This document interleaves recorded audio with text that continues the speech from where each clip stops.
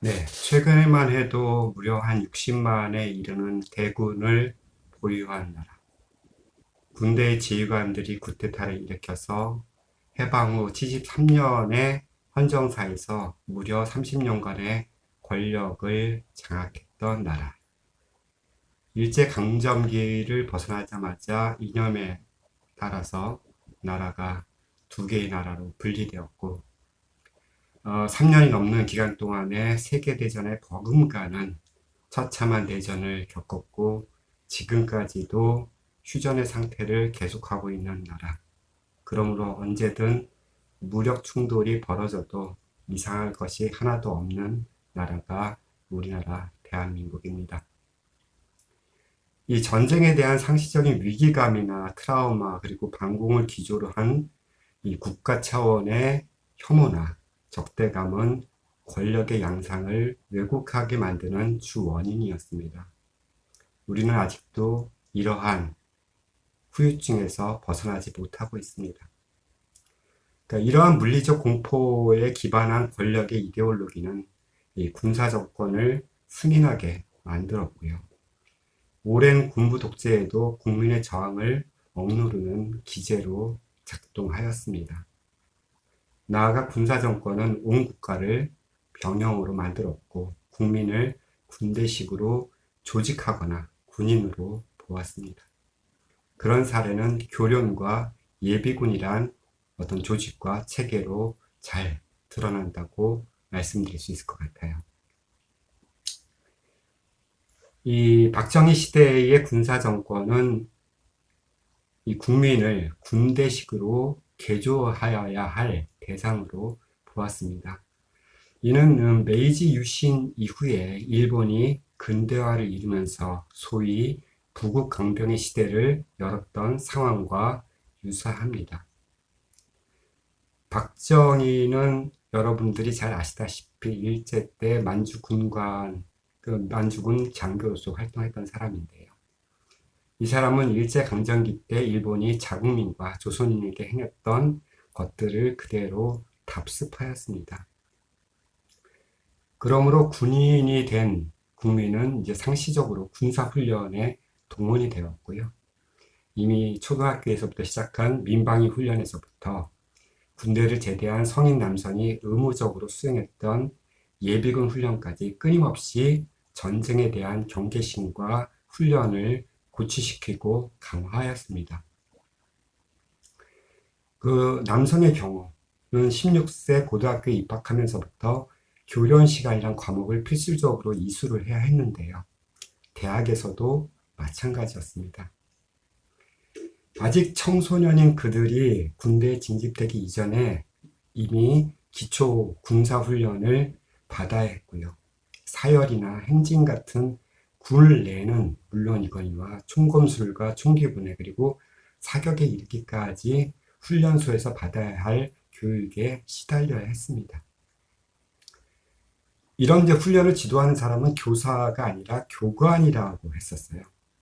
이 교관이라는 사람은 대체적으로 위관급 장교를 예편한 군인들이 이 직업에 종사를 했었는데 교련 선생님, 이 교관들은 운동장을 마치 군대의 어떤 훈련장으로 인식을 했던 것 같습니다. 그리고 학생들은 그들에게 있어서는 부하들이었겠죠. 또 그들은 이제 교련 수업 외에도 학내 군기를 잡는 존재들이었습니다. 이 80년대 신군부는 대학생들에게 교련 수업 외에도 학내 그 어떤 여러 가지 병영 체험을 이제 강제하였는데요. 그러니까 보통 대학교 1학년 때는 문무대라고 해서 일주일가량을 했었고 2학년 때는 전방 입소 훈련을 필수 이수 과목으로 결정해서 이 이수 과목을 하지 못한다면 대학의 졸업이라든지 혹은 군대의 기간에 큰 불이익을 얻게 했습니다. 그러니까 하루가 여삼친 군대 생활에서 이러한 처분은 대부분 국민들에게 효과적으로 적용이 되었지요. 이 동원 체제는 전역을 한 남자들에게도 꾸준하게 적용이 되었는데요. 매년 소환되는 예비군 동원 훈련이나 민방위 훈련을 통해서 직장과 가정을 꾸린 성인 남자들도 여전히 군인으로서 취급을 받았습니다. 이 엄격하고 가혹한 군기로 일관된 군 생활을 직접 체험했던 예비군들이 예비군 훈련에서 보여주는 일반적인 모습은 소위 당나라 군대에 비유되는 빠진 태도였습니다. 지휘체계는 쉽게 무시당하고 훈련은 대강 신용만 내고 그쳤고요. 생각해보면 가족의 생계를 꾸려야 하는 장년들에게 어쩌면 적어도 하루 말이면 며칠을 공치는 시간이 되었습니다. 그럼에도 불구하고 군가는 이렇다 할 보상은 하지 않았지요. 이 국방을 책임지는 위치에 있는 기관이나 사람들은 예비군이나 군대에 가기 전에 군사훈련을 받는 학생들이 전술적 가치가 있다고 생각하지는 않았습니다.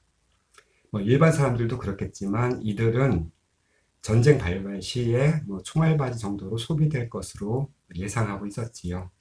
하지만 이런 것들은 개인들을 이 병영체제에 묶어둠으로써 체제에 대한 비판의식을 제어하고 이 군사적 이데올로기를 끊임없이 주입하면서 전시의 긴장감을 항상 고취시키는 데 있었고 이것은 효과적이었습니다. 그러니까 이러한 국가 병영을 유지한 결과 현재까지도 군사정부가 승인했던 제도가 여전히 운영되고 있는 형편인데요. 이 전 국민의 절반 정도가 총기를 다룰 수 있게 되었고 보수와 진보를 가리지 않고 이 반공이라는 적대감이 다분한 이데올로기를 벗어나기 어렵게 만들어놨습니다. 죄송합니다. 이 빨갱이, 공산주의자, 불온사상에 젖은 자들이라고 낙인찍히면 그 순간부터 그의 존재는 사회에서 부정되는 상황이 되었습니다. 이뿐만 아니라 연좌제가 가동되어서 이 지목된 인물의 친인척은 물론 지인들까지도 사회적 불이익을 감당해야 됐었지요. 그래서 국민이란 한편으로는 군대 내 사병들처럼 끊임없는 육체적 그리고 정신적인 교화의 대상이면서 다른 한편으로는 가두고 때리고 낙인 찍어서 사회로부터 분리 격리시킬 존재로 인식되었다는 것입니다. 이렇게 국민들은 이 국가라는 병영에 갇혀서 날마다 국기에 대한 맹세, 국민교육 헌장을 토시 하나 틀리지 않게 외우고 국기 상하강식 때 울리는 애국가에 맞추어 기립된 자세로 애국적인 국민 증명을 해야 했었지요. 이것은 현재 40대 이상의 남자들이 혹은 모든 사람들이 아직도 기억하고 있는 국가주의 시대의 추억으로 남아 있습니다. 이 국민교육 헌장이나 국기에 대한 맹세를 외우는 일은 국가에 대한 예를 바치는 행위, 즉 종교적인 전례에서 빌려온 것입니다. 이 국가주의는 신이나 왕을 대체한 현대의 종교이다라고 말하는 사람도 있는데요. 신이 그런 것처럼 실체가 모호한 국가라는 것에 신앙에 해당하는 애국심을 강조하는 것은 주로 합법성이 결여된 독재정부하에서는 더욱 강조되고 일반화된 현상이었습니다. 국민들은 마치 종교의 신자들이 그런 것처럼 시시때때로 위의 텍스트를 주기도문식으로 암송하고 그런 의미를 계속 되새기고 있었지요. 이 같은 맥락에서 애국가는 국가에 대한 찬송가라고도 볼 수 있을 것 같습니다.